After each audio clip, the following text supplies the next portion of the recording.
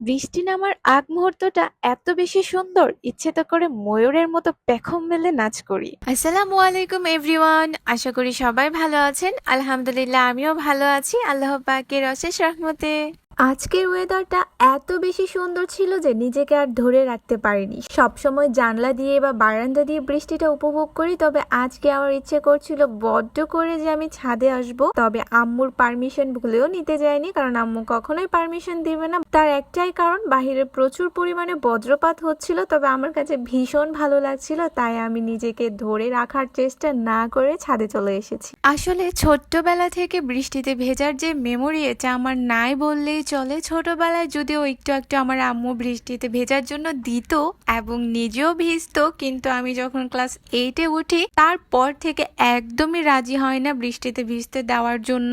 আর একটা জিনিস কি জানেন, বৃষ্টি নামার পরের থেকে বৃষ্টি নামার আগের মুহূর্তটা অনেক বেশি সুন্দর হয়। কাদের কাদের কাছে বৃষ্টি নামার আগ মুহূর্তটা অনেক বেশি প্রিয়, অবশ্যই কিন্তু কমেন্ট করে জানাবেন।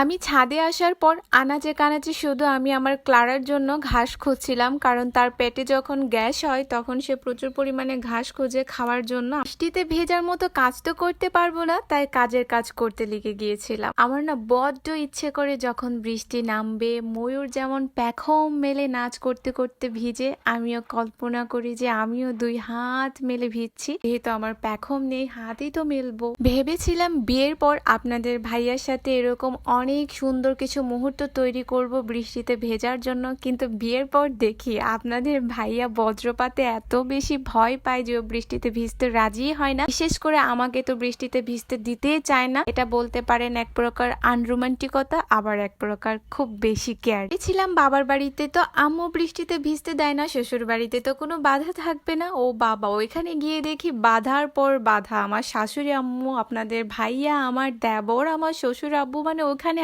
আরো লাঠি হয়ে 6-7 জন দাঁড়িয়ে থাকে। বৃষ্টিতে ভেজা যাবে না। অনেক অজুহাতে চেষ্টা করি একটু বৃষ্টিতে ভেজার জন্য, অনেক চেষ্টা করি একটু উঠোনে যাওয়ার জন্য। এই অজুহাতে সেই অজুহাতে, এটা আনতে হবে সেটা আনতে হবে, বাট কোনোভাবেই ভেজা যায় না। এখন তো আমি মেনেই নিয়েছি এই বৃষ্টিতে ভেজাটা হয়তো আমার ভাগ্যেই নেই। তবে স্কুলে থাকতে, স্কুল যখন ছুটি হতো আর ওই মুহূর্তে যখন বৃষ্টি হতো, তখন কিন্তু বৃষ্টিতে ভিজে ভিজে আসতাম। তখন বান্ধবীদের সাথে হেঁটে হেঁটে ভিজতে ভিজতে গল্প করতে করতে আসতাম। বৃষ্টির দিনে অনেকের অনেক রকম মেমোরি, কারো আম কুড়ানো, কারো জাম কুড়ানো, এটা কুড়ানো সেটা কুড়ানো। তবে আমার শুধু একটাই মেমোরিতে ভরা, বৃষ্টির দিনে ঘর বন্দি হয়ে পুতুল খেলা। আর এখন বিয়ের পর হাজবেন্ড, দেবর, তাদের আবদারে চাল ভাজা, মুড়ি মাখা, এটা করা সেটা করা, চা বানানো, এগুলোই। আমার জীবনে হয়তো বৃষ্টিতে ভেজার দিনগুলো আর আসবেই না, সুন্দর এই মুহূর্তগুলো। আর যদি কখনো বা আসে এই সুন্দর মুহূর্তগুলো,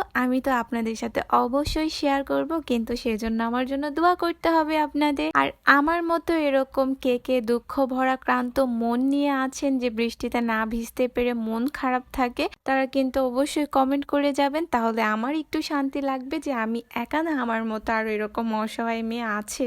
আর কারা কারা বৃষ্টিতে ভিজতে পছন্দ করেন তারাও কিন্তু কমেন্ট করে যাবেন। আমি বৃষ্টিতে পারছি না তো কি হয়েছে, ঘরে বসে তো ভুট্টা পুড়িয়ে খেতে পারছি। তো যাই হোক ভিউয়ার্সরা, আমার আজকের ভিডিওটি কাদের কাদের কাছে ভালো লেগেছে তারা কিন্তু অবশ্যই লাইক কমেন্ট করে যাবেন, এবং খুব বেশি যদি ভালো লেগে থাকে তাহলে ভালোবেসে একটা শেয়ার করে দিয়ে যাবেন।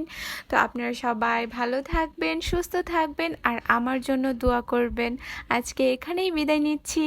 আল্লাহ হাফেজ। আসসালামু আলাইকুম এভরিওয়ান।